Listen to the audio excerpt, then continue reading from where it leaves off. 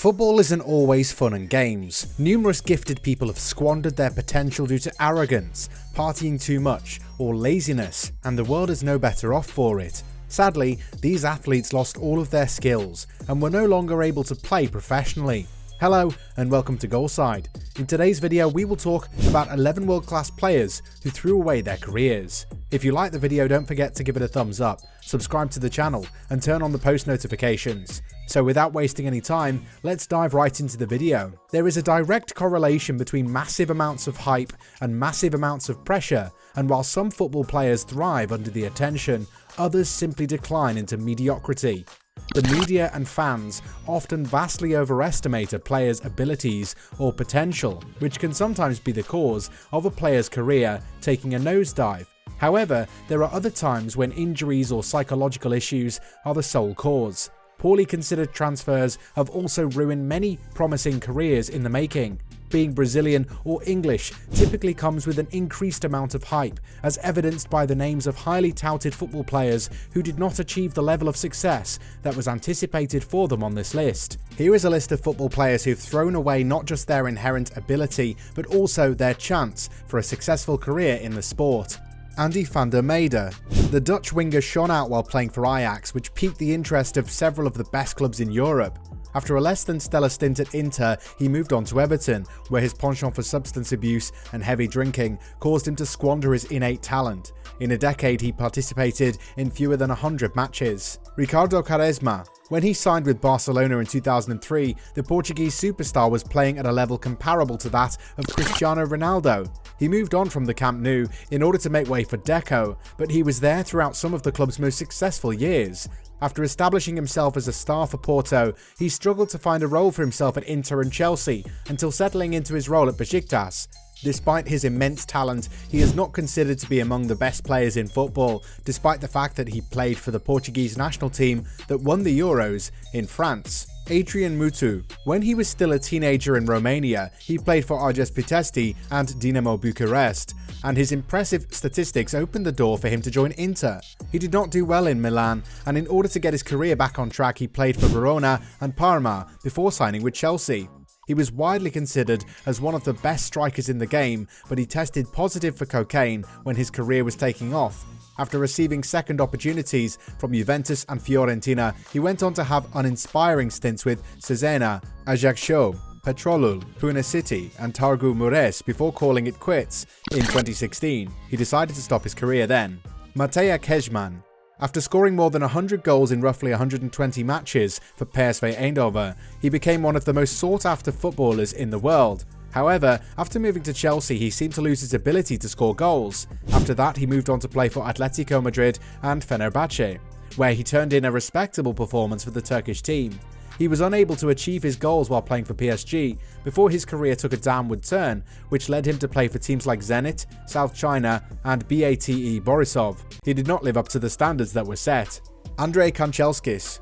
The Ukrainian's professional life was marked by some unusual twists and turns. His performances in his own nation drew the attention of Manchester United manager Sir Alex Ferguson, who took him to Old Trafford to become a star player. After having a disagreement with the Scottish boss, he left the Red Devils and joined Everton, where he continued his success and even surpassed it. However, in 1997, when he was 28 years old, there was a discernible decline in the trajectory of his career. He was never the same after that, playing for a succession of teams in the lower leagues until he faded into obscurity. Adriano later. Another example of a Brazilian who was capable of doing a great deal but did not do so. After a successful transfer from Flamengo to Inter, the player did not live up to the expectations at the Giuseppe Meazza. Before making his way back to Inter, he was successful with Fiorentina and Parma.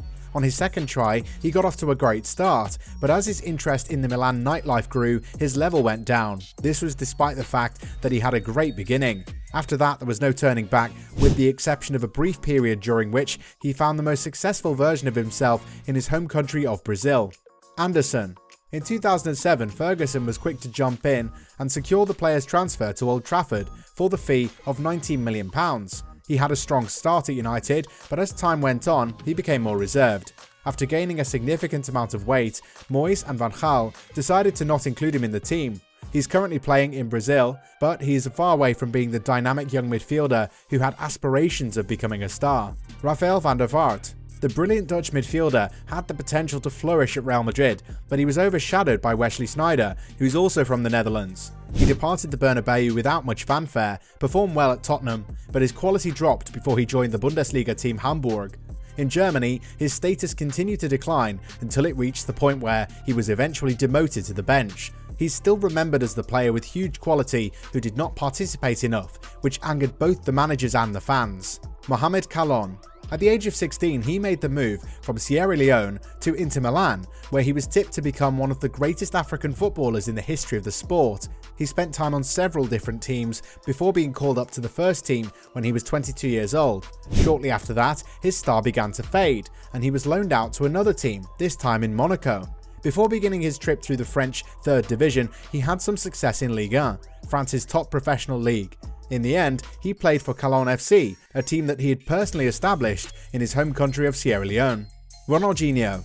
One of the most impressive talents to emerge in the sport. However, he came away with the impression that he'd not lived up to his full potential.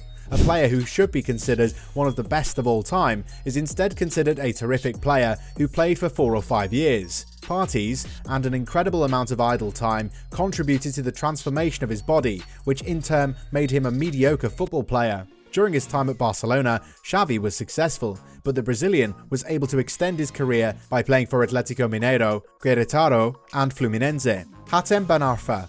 When he was at his peak, he had incredible dribbling skills, speed and finishing ability. He could completely alter the course of play. A look at his best goals would remind you of Hazard or maybe Messi. Yet injuries and disagreements with managers have dogged him throughout his career. At first, he was a member of the Lyon club that won 7 consecutive Ligue 1 championships. However, after a falling out with a teammate, he transferred to Marseille. He had a rocky relationship with then-manager Didier Deschamps and a disagreement with a player when playing for Marseille. After failing to secure a loan to Newcastle, he skipped training and said that he would no longer play for the club. He prevailed in the end and travelled to Newcastle. It was during his tenure at Newcastle that he got a significant injury that prohibited him from playing for almost a year. Despite the odd wonder goal and fantastic performances here and there, Alan Pardew had concerns with Ben Arfa's attitude, and that limited his appearances for the club. He went to Hull City on loan, but ended up staying in France, all without informing his manager Steve Bruce. What do you think about these players who ruin their life by throwing their careers away? Also, don't forget to like and subscribe. See you soon with the next video. Thank you so much for watching.